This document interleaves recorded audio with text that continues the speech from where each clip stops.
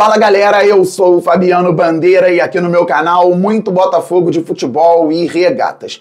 O Glorioso ficou apenas no empate em 0 a 0 na noite de ontem no Mané Garrincha em Brasília com o Grêmio pelo Campeonato Brasileiro. O Fogão segue sendo líder da competição com 57 pontos, mas agora tem apenas um ponto a mais que o Palmeiras, que chegou a 56 por conta da vitória em Campinas por 2 a 1 sobre o Atlético Mineiro, com 2 pênaltis. O primeiro foi um absurdo, mas a gente fala sobre isso mais à frente. Neste vídeo, em mais um conteúdo robusto, aquela análise especial pós-jogo. Vou falar sobre escalação, modificações, jogadores que não entraram em campo, estratégia do Botafogo para cada tempo da partida. O Fogão foi a campo com John no gol, na lateral direita o Vitinho, na zaga Bastos e Barbosa e na lateral esquerda o Marçal. No meio-campo, uma dupla de volantes diferente, Danilo Barbosa e Tietê. Tivemos mais à frente o Luiz Henrique pelo lado direito, o Almada trabalhando como meia-esquerda, Matheus Martins como segundo atacante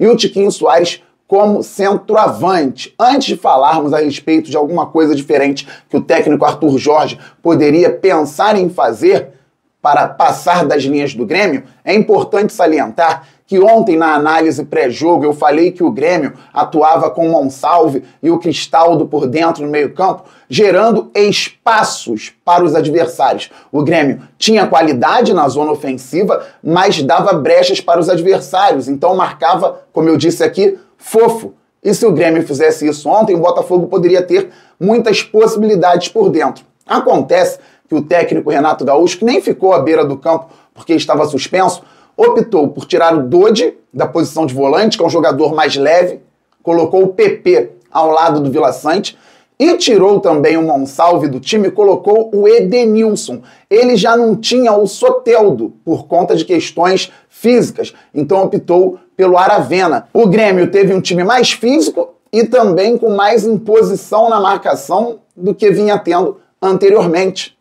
João Pedro, Kahneman, Gustavo Martins e Reinaldo, o PP jogando ao lado do Vila Sante, o Edenilson mais aberto pela direita, pela esquerda o Aravena, o Cristaldo um pouco adiantado com o Bright White como centroavante. O Grêmio reforçou o setor de meio campo e dava até algum espaço pelo lado. Luiz Henrique atuou bem ontem com a camisa do Botafogo, buscou bastante o jogo, jogou a partida inteira. Daqui a pouco vou falar sobre isso também. E o que o Arthur Jorge quis fazer? Trabalhar com o Matheus Martins como segundo atacante, tendo o Luiz Henrique vindo da direita para dentro, a Almada da esquerda para dentro, Matheus Martins como segundo atacante e Tiquinho Soares como centroavante. Só que isso não estava funcionando. O Júnior Santos entrou na segunda etapa e ele poderia trazer essa característica de um segundo atacante, porque ele é mais experiente, já atuou na posição, joga como ponta direita, ponta esquerda, segundo atacante, centroavante. O Matheus Martins é um garoto que tem muito a explorar pelos lados do campo, como ponta direita, como ponta esquerda. Não é o ideal para ser o segundo atacante do Botafogo, pelo menos hoje. E contra o São Paulo ainda tivemos um problema na recomposição, porque o Bastos bateu uma falta longa na paralela, o Igor Jesus segurou a bola, que ficou com o Matheus Martins, que naquele momento ali estava como segundo atacante. O Almada estava perto dele, o Tietê também, o São Paulo inverteu a jogada, o Botafogo não tinha um ponta para retornar pelo outro lado. O atacante do São Paulo, que tinha entrado havia pouco tempo, o André Silva, conduziu e cruzou com muita liberdade, porque o Vitinho tinha que marcar outro jogador, para o Calleri, e o Calleri fez o gol. Ontem, de igual forma, o Botafogo sofria na recomposição pelo outro lado. Faltava gente.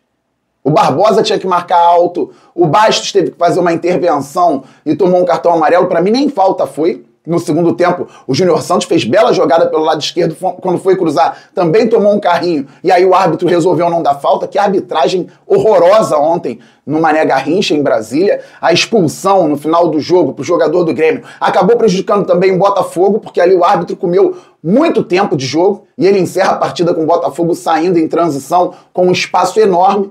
Arbitragem tenebrosa. Mas voltemos aqui à configuração do Botafogo. Aqui é a análise, galera. Estamos falando sobre o que vimos no jogo e o que vimos também no contexto das últimas partidas. Lembrando que o vídeo pode ficar longo, mas é importante entrar nos detalhes para entendermos tudo o que aconteceu no jogo de ontem à noite no Mané Garrincha. Portanto, o Matheus Martins não estava funcionando como segundo atacante. Em alguns momentos até atrapalhava o Luiz Henrique pela direita. O Almada vinha como meia esquerda, mas não conseguia também encontrar o melhor espaço para conduzir, finalizar. O Almada não foi mal no jogo. Ele encontrou bons espaços, mas o Botafogo não conseguia produzir mais por conta da configuração ofensiva. O Botafogo não conseguia se impor ofensivamente como vinha se impondo em outras partidas. O Marçal até subiu. Se vocês observarem o mapa de calor do Marçal, vão ver que ele subiu realmente, foi ao ataque. Mas o Marçal não tem essa característica de ir sempre. Então nós tínhamos o Almada vindo da esquerda para dentro, para o Marçal passar, mas não é característica dele atacar o tempo inteiro. O Matheus Martins tentando ser um segundo atacante, não conseguindo se encontrar em campo. O Tiquinho Soares também não recebendo as bolas da maneira que recebia em outros momentos. Como o Igor Jesus, depois quando entrou, também não recebeu. O Botafogo ontem viu os seus centroavantes sofrerem. Críticas ao Tiquinho podem ser inúmeras, mas o Botafogo ontem não produziu para um centroavante fazer gol. Isso passa pela estrutura do time. Então o Botafogo pouco produziu na primeira etapa, embora tenha tido domínio em posse de bola, finalização, mas isso não conta. O que conta é o gol. Voltamos no intervalo com o Savarino no lugar do Almada. Mesma configuração, Savarino tentando trabalhar um pouco mais também por dentro, vindo da esquerda, desenvolver ali o jogo, mas Savarino cruzou algumas bolas ontem que eu não entendi bem. Então vi muitas críticas aos volantes do Botafogo, Danilo e Tietê, e claro, ao fato do treinador Arthur Jorge não ter colocado nem Marlon nem Gregory. Pessoal, vou continuar falando sobre a estrutura do time. Para mim foi o maior problema, maior do que poupar ou não poupar jogadores. Vocês acreditam que o Arthur Jorge não queria usar os dois volantes titulares dele? Vocês acreditam que depois de jogos importantes, o Arthur Jorge simplesmente falou, não, quero jogar contra o Grêmio para dar moral para Danilo e Tietê, deixa o Marlon e o Gregory no banco, eles estão em plenas condições, estão 100%, não quero contar com eles hoje, eu quero contar com o Danilo e o Tietê. Vocês pensam que isso de fato aconteceu? Ou que com dados da fisiologia, dos preparadores físicos, com a ciência trabalhando lado a lado, ele observou e entendeu que ontem não poderia contar com o Marlon e o Gregory. Não é que o Marlon e o Gregory entraram faltando 10 minutos, 15 minutos, e o Botafogo entendendo que tinha que ganhar de qualquer jeito, acabou colocando os dois em campo faltando 20 minutos. Não, eles não pisaram em campo. O Marlon Freitas, contra o São Paulo, não bateu pênalti, devia estar com a perna pesada. O Gregory, aos 49 do segundo tempo, contra o Fluminense, estava dentro da área para roubar a bola e dar assistência para o Luiz Henrique fazer o gol da vitória. Contra o São Paulo, jogou bastante, saiu com cãibra. Mas o Marlon não jogou contra o Fluminense, jogou a partida inteira contra o São Paulo e nós estamos entrando em outubro, então eu creio que foram passadas informações importantes para o Arthur Jorge para que ele pudesse preservar os jogadores. O meu ponto aqui é, para mim, o Alan é a primeira opção. O Alan tinha que ter começado o jogo. Alan e Tietê, tudo bem, talvez o Tietê pudesse render até mais, sabendo que o Alan marca muito e que o Danilo Barbosa não vive boa fase com a camisa do Botafogo. Infelizmente. Então, para mim, se houve um erro do Arthur Jorge, não foi em poupar Marlon Freitas ou Gregory, mas o Palmeiras vem bufando com muita vontade inteira e não quer saber. Se ficarem dando pênalti pro Botafogo igual deram pro Palmeiras ontem, o Botafogo também vai ser visto como um time que vai atrás de todas as competições. Só que na quarta-feira passada, quem estava jogando no Morumbi contra o São Paulo e passando para a semifinal da Libertadores era o Botafogo e não o Palmeiras. É muito difícil ganhar as duas competições e o Botafogo briga para ganhar as duas. O Botafogo não está escolhendo competição. Eu quero que o Botafogo vença as duas. Se conseguir ganhar apenas uma, eu tenho uma preferência. Pois bem, voltando ao time. Alan e Alex Telles entraram no lugar do Danilo Barbosa e Marçal, respectivamente. Estrutura ainda mantida. O Botafogo não mudava a forma de jogar. Já tinha feito 3 trocas. Só que o Grêmio no segundo tempo resolveu recuar bastante. Foi fazendo substituições para segurar o ímpeto do Botafogo, tentar sair em contra-ataque. Então ficou mais difícil porque o Grêmio se fechou todo. O Luiz Henrique tentava bastante lá pelo lado direito. E voltando rapidamente ao tema de poupar ou não poupar, fica difícil fazer qualquer análise não tendo os dados, não tendo as informações que o pessoal que trabalha no Botafogo tem. Eu falava que o Luiz Henrique não pode entrar, o Luiz Henrique não pode começar jogando.